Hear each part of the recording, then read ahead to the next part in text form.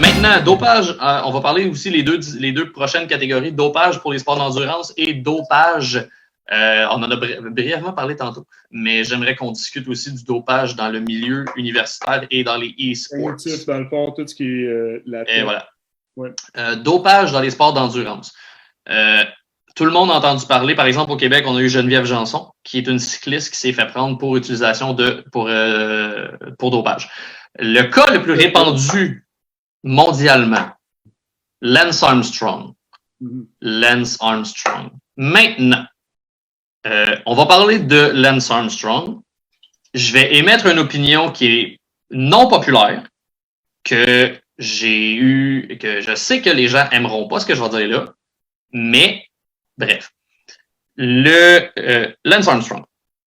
Lance Armstrong s'est fait prendre pour dopage. La forme de dopage la plus répandue dans les sports d'endurance est l'EPO, qui est l'érythropoïétine. Je ne sais pas si je le dis comme faut. Érythropoïétine, bref, peu importe. L'EPO, qui est une substance qui sert à la multiplication des globules rouges au niveau du sang. Donc, l'effet au niveau des globules rouges, ça amène une meilleure circulation d'oxygène, plus d'endurance, plus. Donc, tu cours, tu pédales, tu rames plus longtemps. En gros. Okay? Un peu le même principe que de dormir dans des chambres hyperbares ou peu importe, il y a d'autres pratiques qui peuvent faire, un peu s'entraîner en altitude, il y a d'autres moyens. Ouais, sauf qu'on a démontré que toutes ces autres méthodes-là sont vraiment pas aussi efficaces que non, c'est ça. Tu sais, c'est des transfusions sanguines. Le rendu là, c'est ça. C'est l'EPO, le système, c'est que prélèvement sanguin, boostage de ton sang, réinjection de ton sang. Ton propre sang. Ouais. Ouais, c'est ça qui arrive, c'est que... Donc, ouais, puis là, t'allais dire ton opinion, pas populaire. OK, mon opinion. Maintenant, je m'excuse à tous ceux qui vont être choqués de ce que je vais dire là, mais je vais le dire quand même. Le cyclisme, c'est comme le bodybuilding. Si tout le monde dans ton sport est testé ou a déjà testé ou est traité ou est potentiellement utilisateur du dopage, le dopage n'est plus un facteur favorisant la performance. Je m'explique. Quand tu regardes le stage de Monsieur Olympia, OK? Tu le sais, c'est prouvé, c'est pas prouvé, mais les gars... On perd des sponsorships si tu fais attention. C'est ça. Faut faire attention. C'est ça. Les gars vont perdre leur sponsorship. Mais on le sait que c'est des gens qui utilisent la prise de stéroïdes anabolisants et de dopage en général pour arriver à ce physique-là. Donc, ce que je veux dire par là... Arnold n'était pas naturel. Non! Bref, en tout cas, tout ça pour dire que, OK, ça fait partie de la culture du sport. On va utiliser ce terme-là. Je ne sais pas si tu es d'accord avec ça. Parce que si tu regardes en compétition, ils le sont tous. Donc, ils ont tous cet avantage-là. Donc, le fait qu'ils ont tous cet avantage-là, ce n'est plus un avantage. Est-ce que tu es d'accord avec moi? Bon. Au niveau du cyclisme, OK? Quand on regarde Lance Armstrong a été testé positif et a avoué s'être dopé pendant le Tour de France. OK? La majorité des cyclistes qui concurraient avec Lance Armstrong à cette époque-là, la majorité ont testé positif ou ont été soupçonnés de tester positif ou ont. Donc, si on fait ce parallèle-là avec, par exemple, le bodybuilding, si ou la majorité, ou les meilleurs, on va dire ça comme ça, parce qu'on s'entend que le Monsieur Olympia, c'est le top 20, je crois. Pas sûr? Top 15, top 20? Bref, je ne sais pas. Tu veux dire ceux qui sont sur le stage, je m'en rappelle pas. Anyways, bon. Ça fait longtemps. Ouais, c'est ça. Si, mettons, les top, sont soupçonnés ou ont testé positif de dopage, est-ce que c'est considéré comme du dopage ou c'est considéré que ça fait partie de la culture du sport de le faire? Donc. Là, on est en train de s'enfarger d'un mot, là. Ouais, donc c'est ça. C'est la question. Je pense que dopage, c'était dans la définition qu'on n'a pas complètement fini tantôt, c'était... Pour se donner un avantage. Pour se donner un avantage par rapport aux autres compétiteurs. Exact. Donc, rendu là, est-ce que si, par exemple, c'est une question, c'est beaucoup de si, c'est beaucoup de... OK? C'est une question éthique, c'est pas tout le monde qui est d'accord avec ça. est-ce que si la majorité des concurrents de ton sport sont prouvés comme étant dopés, est-ce que c'est considéré comme une forme de dopage ou c'est considéré comme la culture de ton sport? Parce que si la question est, si cette éthique-là est maintenue et que c'est considéré comme la culture de ton sport, est-ce qu'on peut dire que Lance Armstrong a triché?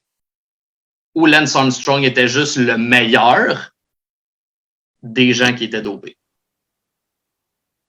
Moi, j'enlèverais les gens qui étaient dopés parce que Lance Armstrong, c'était le meilleur. Tant qu'à moi. Le gars a quand même battu un cancer. Puis il a quand même fait ces performances-là. Et là, vous allez me dire, oui, mais il était dopé. OK. Mais les autres aussi. Si les autres l'étaient aussi, pourquoi Lance Armstrong, c'est le pas fin dans l'histoire? Est-ce que, tu sais, c'est là que moi je veux aller. Puis, est-ce que, entre guillemets, est-ce que j'ai raison? Est-ce que il y a d'autres mondes qui partagent pas mon opinion? C'est un débat qui est éthique. C'est un débat qu'on peut avoir dans la profession. Puis, je serais ouvert à ce que les gens veulent débattre là-dessus. Mais, quand c'est répandu à ce point-là dans ton sport. L'image publique. Pardon? C'est juste une opération d'image publique, tout ça.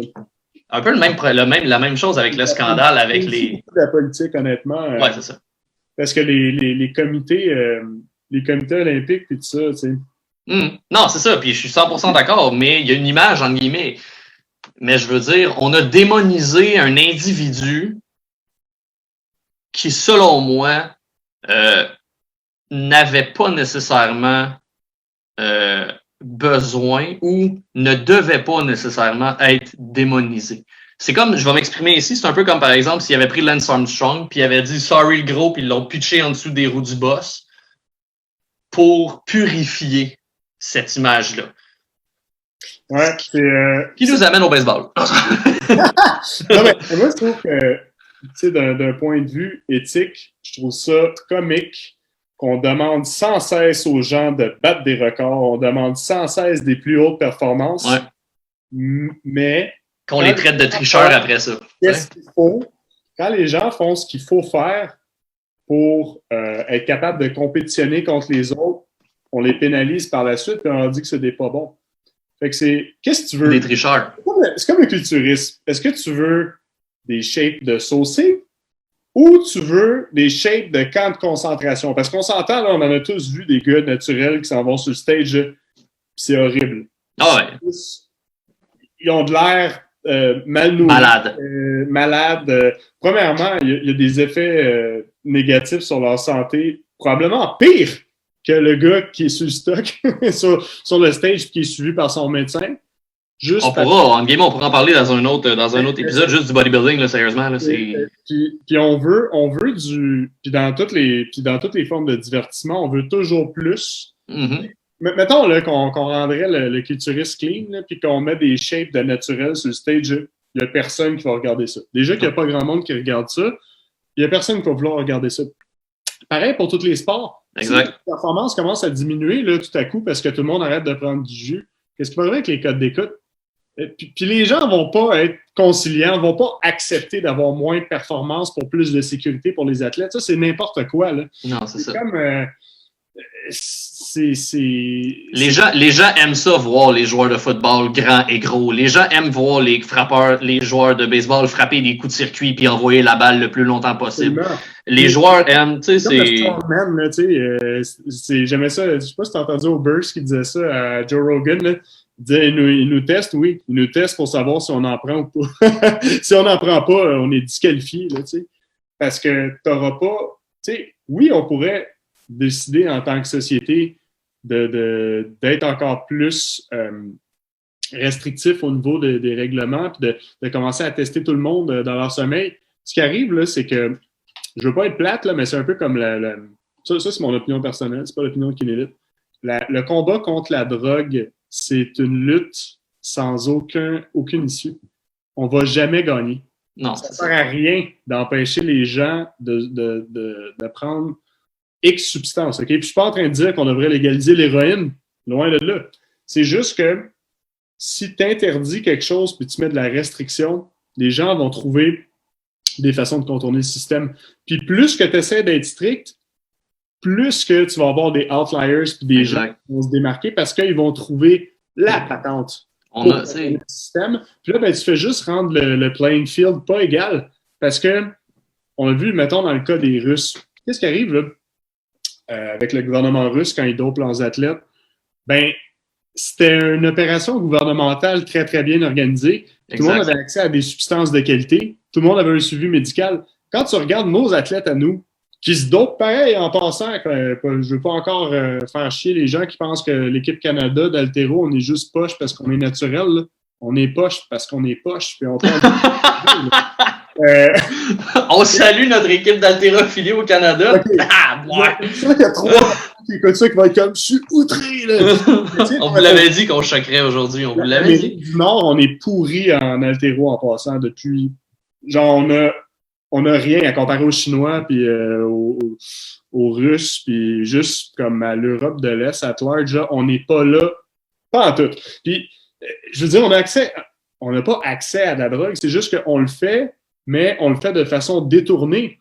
Fait que nos athlètes, au lieu d'avoir du stock médical prescrit par le gouvernement, ils vont aller chercher ça chez Pierre Jean-Jacques d'une qualité douteuse avec un suivi douteux parce que, tu sais, on n'a pas le droit d'en parler. Fait que dans le fond, on compétitionne contre des gens qui font ça professionnellement, puis nous, on fait ça comme des touristes. C'est pour ça qu'on peut pas avoir un niveau de compétition qui est égal si les règles sont pas les mêmes pour tout le monde. Puis, exact. C'est un peu comme dans Pride FC, là, dans le temps, je sais pas si tu suivais ça avant que Pride soit acheté par la UFC, là, ben, avant que les combattants de Pride s'en pour la UFC, c'était au Japon. Puis au Japon, c'était parfaitement légal de prendre tout ce que tu voulais. Les athlètes, quand ils sont arrivés ici, là, se sont fait péter une fois qu'ils ont été testés. Puis tu sais, il y en a des... Là, dans les produits qu'on a nommés, on parle pas de tout ce qui est designer, entre guillemets, tout ce qui est indétectable, parce que à tous les jours, il y a du monde qui travaille pour créer des substances qui sont pas... Ça avec, tu sais, c'est ça qui... Tu sais, tantôt, tu parlais du combat contre ce genre parce qu'on va se dire, c'est une business. C'est une business. Donc, il y a des gens qui amènent des nouveaux produits constamment. Et là, le but, c'est toutes les fédérations anti-drogue ou les fédérations, justement. Ben, eux autres, ce qu'ils font, il faut qu'ils rattrapent et qu'ils trouvent un moyen de tester ces substances-là. Fait que pendant que eux arrivent à tester ces substances-là, ben, eux, ils arrivent avec des nouvelles. Fait que c'est constamment le chat, jouer au chat et à la souris. Ouais, puis des fortunes qu'on dépense là-dessus. Ouais. C'est comme, en tout cas, faut pas oublier que le sport à haut niveau, c'est de la compétition, OK? Puis, exact. Le but, c'est tout le temps d'essayer de contourner les règlements. Parce que ou d'être meilleur que l'autre personne. Parce qu'à la base, justement, quand on parle d'une compétition, le but, c'est de gagner. Quand tu es un athlète professionnel, ta job, c'est de gagner. C'est de performer, c'est de gagner. C'est pas d'avoir un esprit, fair. C'est pas que ton adversaire, il est bon, puis il est bon lui aussi. Non, c'est je veux le détruire, là, je m'en fous, tu sais. Mm-hmm. Le but, c'est la performance. Si ton but, c'est la performance, c'est comme de dire, dans le capitalisme, le but, c'est de faire de l'argent. Puis là, on verge sur les gens qui essayent de faire de l'argent. Puis on dit qu'ils sont gourmands ou qu'ils exploitent le monde.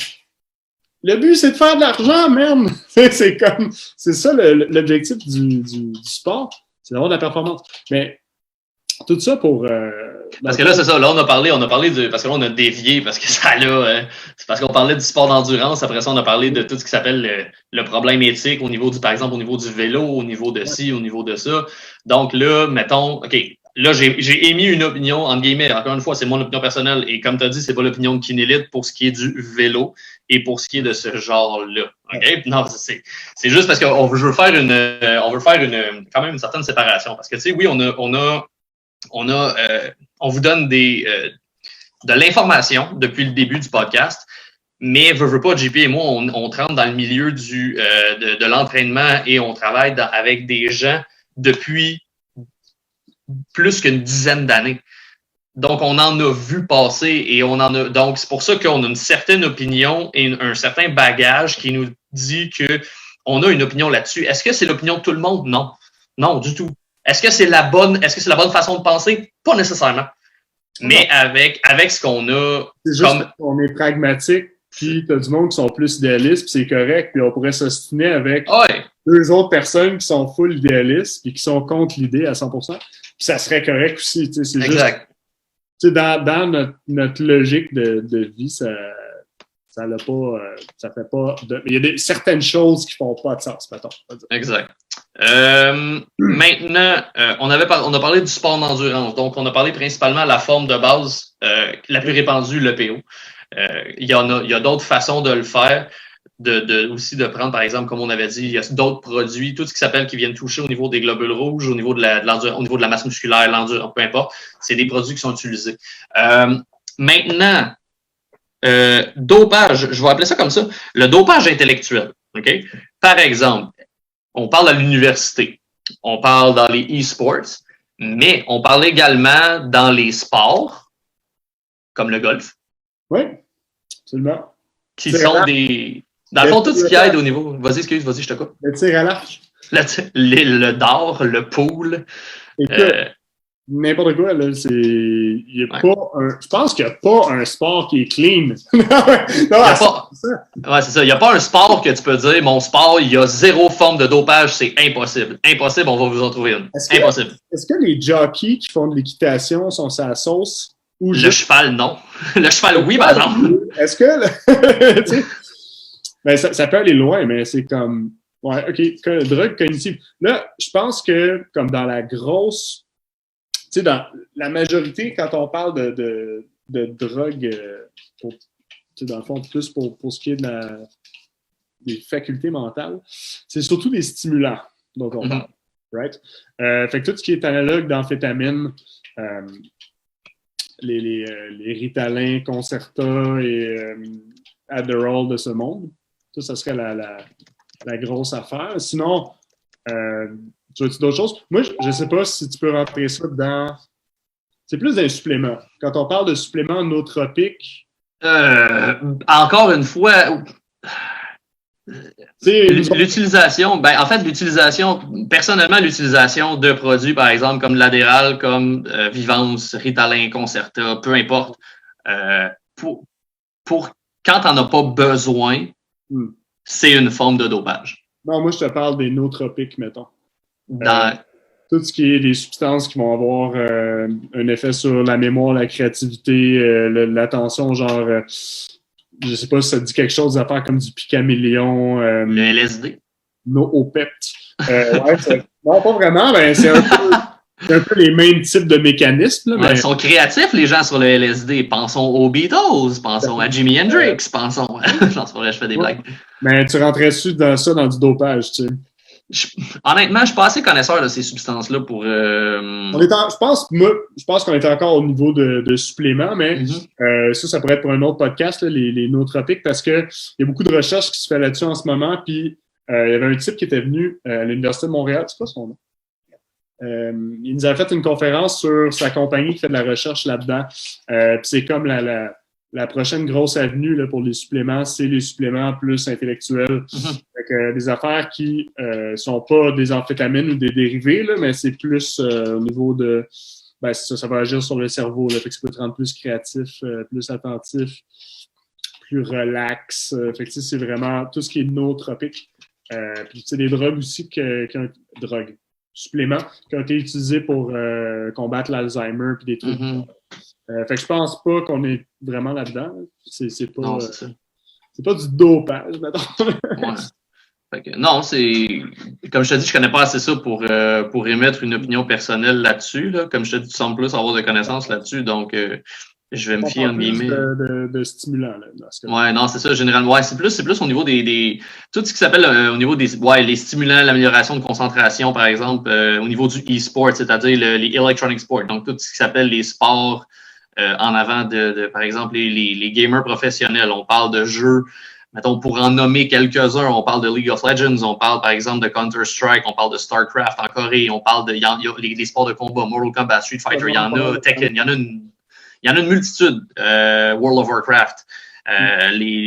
Donc, dans le fond, au niveau des jeux vidéo, les gamers professionnels ont tendance à prendre ce genre de substances-là. il y a eu une épidémie, entre guillemets, je vais le dire comme ça, il y a eu une épidémie, par exemple, de boissons énergisantes longtemps avec,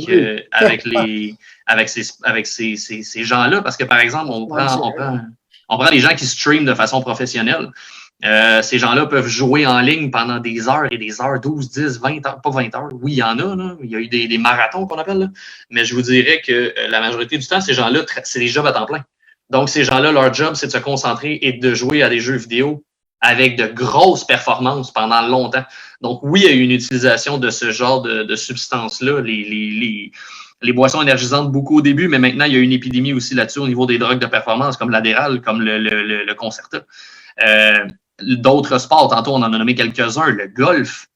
Le golf, il y a de plus en plus de tests antidopage au niveau du golf pour ce genre de substances-là, parce que les golfeurs professionnels l'utilisent pour avoir une meilleure concentration tout au long de leur journée, parce qu'on s'entend, un 18 de golf, c'est long. Ça serait utile pour les golfeurs aussi, pour avoir moins de shake. Aussi, tu sais. Pour un coup de précision, mettons, je ne sais pas, seulement. Mais bêta-bloquant, c'est, dans le fond, ça va empêcher tout ce qui est tremblement. Là, exact. Fait que, si t'es un sniper, mettons, dans l'armée, puis que t'as besoin d'être vraiment droite, ça l'agit, dans le fond, sur le cœur. Je pense que ça ralentit la fréquence cardiaque aussi. Bêta-bloquant, je pense que oui. Oui. Fait que, au golf. Mais je pense qu'au golf, tu utilisais aussi des stimulants, là, mais je suis pas certain. Ben, déjà, en partant, quand tu prends par exemple, la molécule du Ritalin, c'est un dérivé d'amphétamine. Donc, c'est du speed légal. Quand on regarde ça à sa plus simple expression, là. Mais là, comme on disait, tu sais, on n'a pas fini. Tu sais, déjà en partant, ça fait déjà 1h40 qu'on jase. Les SARMs. On n'a même pas parlé de SARMs. Tu sais, on va parler on va parler des SARMs, mais on va couper ça en 2 épisodes pour pas que ça soit trop long et fastidieux. Mais comme je vous dis, tu sais, on a à peine effleuré la surface. Tu sais, on parle du dopage en général. On pourrait vous faire des heures et des heures et des heures là-dessus. On pourrait, tu sais, c'est tellement un sujet qui est vaste et large. C'est pour ça, comme on vous dit, si vous avez des questions, gênez-vous pas. On va pas nécessairement, mettez-les en commentaire. On va pas nécessairement en parler maintenant, mais on pourrait faire des retours puis on pourrait faire d'autres épisodes avec vos questions. On pourrait élaborer sur certaines choses, là, c'est sûr. Exact. Je pense que c'est bon parce qu'on va pouvoir le couper en deux. Ça va avoir l'air comme une espèce de un summary, un résumé de page 5, on parle de tel type de substance. Fait que je pense que c'est très correct. Puis, on peut diviser ça en 2 morceaux facilement. Exact. Les SARMs. SARMs, qui est un acronyme. Selective Androgenic Receptor Modulator. Ouais, there you go. Fait que, quelle est la différence entre un SARM, JP? Vas-y. Ouais. C'est quoi la différence entre un SARM et par exemple, les produits comme les stéroïdes anabolisants, mettons? La différence? C'est que les SARM ne sont pas des hormones. Ce sont des molécules qui vont agir sur des récepteurs dans la cellule musculaire ou autre, puis qui vont avoir différentes expressions. Là, fait que ça va pouvoir aider la synthèse de protéines, par exemple, pour aller générer de nouvelles masses musculaires. Ça peut cibler les tissus osseux, augmenter la densité osseuse. Ça peut améliorer le nutrient partitioning, où les nutriments s'en vont dans ton corps, mettons. Moi, j'ai tout le temps mes mots en anglais. Non, c'est ça. La littérature est beaucoup plus en anglais. C'est difficile pour nous autres, pour nous traduire. Tu sais, les SARM, c'est très large. Là. Fait que c'est pas des hormones. Fait que c'est pas vraiment... C'est des substances qui ont été développées pour remplacer les stéroïdes anabolisants, dans le fond, pour avoir un peu les mêmes effets au niveau de préserver la masse musculaire. Ça pourrait être chez les aînés, chez les personnes qui sont immobilisées, combattre différents types de maladies, l'ostéoporose, name it. Fait que c'est quand même une vaste gamme de substances qui sont généralement prises oralement. Fait que ça a un système de livraison un petit peu plus sympathique qu'une seringue. Fait que c'est... J'aime l'utilisation du mot sympathique. C'est des petites gouttes. Ça a l'air bien inoffensif, puis de ce que j'ai vu dans le milieu, les gens ont l'air de prendre ça comme... Ils n'ont pas peur de ça. ça fait moins peur qu'une aiguille, mettons. Fait que, mais, ça là, ben, en tout cas, je vais te laisser continuer là-dessus parce que c'est pas mon champ d'expertise, mais de ce que j'ai cru comprendre à travers mes lectures, c'est que c'est des catégories de drogues qui ont passé pour certains au stade 2 ou au stade 3 de la recherche, mais qui ont été comme un peu abandonnées dans certains cas parce que c'était extrêmement difficile de faire des recherches sur tous les effets que pouvaient avoir ces substances-là parce que ça va avoir des effets sur un paquet de molécules qu'on on peut pas encore vraiment comprendre ou prédire. Fait que oui, tu sais, il va y avoir des effets prévisibles, mais les effets secondaires à long terme sont gros point d'interrogation. Exact. Ça pourrait être des drogues miracles, comme il pourrait te pousser un troisième œil, comme tu pourrais te traiter une crise du cœur. T'es un cyclope!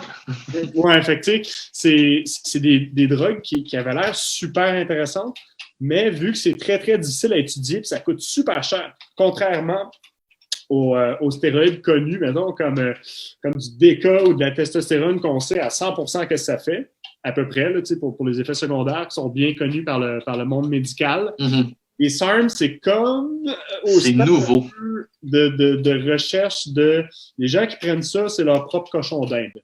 Exact. De comprendre. Fait que ça pourrait avoir des risques. Puis moi, je pense que le plus gros problème de ça, c'est que c'est tellement sympathique, une petite fiole avec des petites gouttes, que Pierre Jean-Jacques va aller pogner ça en dessous du comptoir en quelque part, va pas se poser trop de questions, puis il va prendre ça de façon un peu irresponsable, avec des dosages que on sait fuck all c'est quoi que, tu sais, va faire 20 mg versus 10 mg. Tandis que testostérone, on le sait, il y a un rapport dose-réponse à la quantité, puis c'est relativement, je veux pas dire linéaire, là, mais prévisible. Tandis que les SARM, c'est comme surprise, c'est peut-être du Fuel à Ninja Turtle. C'est peut-être la meilleure chose qu'ils ont jamais inventée. Oh, wow. Who knows? Who knows? Ben, en fait, c'est ça. Malheureusement, au niveau des SARMs, le problème, c'est qu'en ce moment, c'est un peu comme toute chose. Au niveau des médicaments, au niveau des produits pharmaceutiques, ils inventent un produit, ils le testent, ils arrivent avec les résultats de test, t'as les bienfaits, t'as les effets secondaires, t'as peut-être les effets néfastes, ainsi de suite. Et après ça, il peut y avoir soit un retrait du dit produit ou une mise en marché. Les SARMs, c'est un produit qui est en ce moment mis en marché et si vous regardez au niveau d'une bouteille, c'est marqué « utilisé à des fins de recherche ». C'est-à-dire que ça n'a pas été complété. Pas approuvé. Ça n'a pas été approuvé. Ça n'a pas été donc... Pardon? Pas chez les humains. Pas chez les humains. Ton rat, par exemple. C'est ça. Fait la prise de SARMs fait en sorte que c'est un peu, comme JP disait, c'est un peu jouer à la roulette russe. Parce que tu sais pas à long terme les effets du produit. Est-ce que c'est illégal? Est-ce que c'est considéré comme une forme de dopage? Dans le milieu professionnel, oui. Par exemple, au Québec, on a eu l'incident avec Lucienne Boutet et l'Ostarin. Boutet, oui. Ostarin, mais en fait, il y a beaucoup de gens qui portent Ostarin. Ouais. Ostarin, whatever. Ouais. Il y en a beaucoup. Dans les noms qui ont sorti. Je pense parce que c'est une des substances qui ont commencé à tester plus tôt, peut-être. C'est nouveau, parce que tantôt on parlait de les gens, ce qu'ils font, c'est qu'ils utilisent, ils font des tests antidopage, les gens arrivent avec des nouveaux produits, puis là, ils font des tests antidopage, puis là, il y a des nouveaux produits. Ouais. Les SARMs, c'est ça. Les SARMs, c'est the next best thing, si je peux dire, utiliser l'expression anglaise. C'est la nouvelle chose miraculeuse, pas détectable, pas d'effets secondaires, c'est magique, c'est bon, OK? Mais c'est facile de dire qu'il n'y a pas d'effets secondaires. Pourquoi? Parce que ça n'a pas été prouvé. Parce qu'il n'y a pas assez d'études à long terme qui fait en sorte que tu peux dire l'Ostarin à long terme, la prise d'Ostarine, je sais pas pourquoi je dis l'Ostarine à long terme, pendant une prise d'Ostarine pendant X nombre d'années, ou X doses, ou XXX avec des facteurs et un suivi en laboratoire ou un suivi médical ou peu importe, va amener à cette conclusion-là. Tantôt, tu l'as dit, les gens qui prennent des SARMs sont leurs propres cochons d'Inde. Il n'y a rien de prouvé. Donc, c'est entre guillemets, encore une fois, c'est malheureux, c'est une zone grise. C'est ça. Fait c'est le fait aussi que c'est facile de un peu rentrer des SARMs dans d'autres produits. Fait qu'on va avoir souvent des cas de contamination dans des suppléments qui sont pas testés ou quoi que ce soit. Fait que c'est facile, tu as un athlète, là, tu veux lui mettre de la starine dans son shake, là. No problemo. Facile comme bonjour. Fait que c'est un peu c'est un peu l'avantage puis le désavantage de la chose. T'sais. Exact. Moi, j'ai juste peur que nos jeunes cabochons de 17 ans qui viennent de commencer à s'entraîner au gym depuis moins d'1 an vont embarquer là-dessus parce que, je veux dire, ça a de l'air... C'est accessible. Ben, c'est ça. C'est le fun. Petite bouteille, coupe de gouttes. Ça a de l'air ça a de l'air de la naturopathie. Là. C'est comme, je sais pas, des gouttes de lavande que tu mets sur ton oreiller. C'est exactement la même chose. Exact. C'est pas une aiguille. Parce qu'une aiguille, ça fait peur. C'est exact. Ben, c'est exactement ça. Tu sais, je veux dire, au niveau de la prise, par exemple, la majorité des prises de stéroïdes anabolisants, je vais dire la majorité, parce que c'est la majorité, c'est en injection. Et on s'entend qu'il y a beaucoup plus je vais utiliser le terme commitment à se faire vacciner régulièrement que de popper 2 Tylenol. Ça prend un petit peu plus de courage pour rentrer une aiguille dans ta fesse puis pas pogner ton nerf sciatique. OK, bon. Mais je voulais pas nécessairement expliquer aux gens comment faire ça non plus, là. Mais je veux dire là-dedans, tu sais, on s'entend. C'est l'image. C'est ça, on s'entend, toi pis moi, que y a personne qui fait wouhou, je m'en vais me faire vacciner. Non. Tu sais, je veux dire, il y a personne qui. C'est jamais le fun, là. Ça fait mal, c'est un aiguille, c'est pas plaisant, tu sais, tu te fais rentrer un aiguille dans le bras ou peu importe à quel endroit. Faut que tu te caches pour faire ça. Là. Tu peux pas faire ça à vue devant tout le monde. T'sais, 2 petites gouttes, là, c'est clou. Là, c'est ça. Il faut que tu te piques. Faut pas que tes parents te pognent. C'est ça, là, tu sais. Puis c'est pas juste ça, c'est que tu peux avoir des aiguilles. Il y a toutes sortes de problèmes d'hygiène rassociés à ça. Tu peux t'infecter. Ça fait peur. Oui, ça fait peur.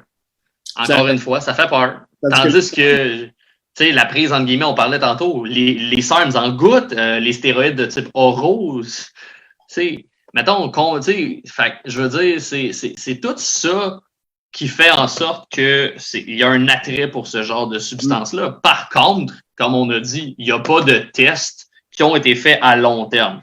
Non. Tu peux aller sur des forums, par exemple. ouais. Il y a des gens qui ont écrit « J'ai donné 20 mg à mon cochon d'Inde et il est rendu avec des estiques de grosses pipes. » Ouais, c'est ça.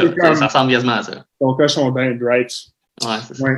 Mais en tout cas, le temps le dira. Mais exact. Moi, comme l'impression, je ne sais pas ce que tu en penses, là, mais j'ai l'impression que les SARMs, un peu comme les pro-hormones dans le temps. Parce qu'il y a eu un temps qui ont sorti des pro-hormones je pense que c'était pour contourner les tests. Les tests, puis je pense que les pro-hormones, ça avait supposément des bénéfices que les stéroïdes avaient. En tout cas, ça a été abandonné parce qu'il y avait comme plein d'effets secondaires, c'était semi-efficace. J'ai l'impression que les SARMs, c'est pas nécessairement là pour rester. Ou peut-être certaines substances qui vont être étudiées un peu plus. Je pense que Starine est rendu au stade 3 pour vrai, puis ils n'ont pas encore fait des études à long terme, mais à court, moyen terme, ils ont déterminé que c'était relativement sécuritaire, puis sans effet trop secondaire là, pour ça. Par contre, ça, c'est une substance qui est la moins forte parmi toute la gang. Ben, pas la moins forte, mais en tout cas, mettons que dans la catégorie des SARMs, il y a des affaires qui ont l'air un petit peu plus, mettons, dangereuses, puissantes, entre guillemets. Je pense que ces affaires-là vont être abandonnées probablement. Peut-être que le starine va rester. C'est peut-être une bonne drogue. Ça a l'air d'avoir des avenues intéressantes pour, mettons, personnes âgées, rétention de masse musculaire, combattre l'ostéoporose, des trucs du genre. Peut-être. ça va peut-être, d'ici une couple d'années, être comme vraiment plus en vente. Mais même à ça, je pense que ça va être quand même une substance contrôlée, si c'est le cas. Il va quand même falloir une prescription. Ouais. C'est sûr que ça sera pas... C'est GMC, là.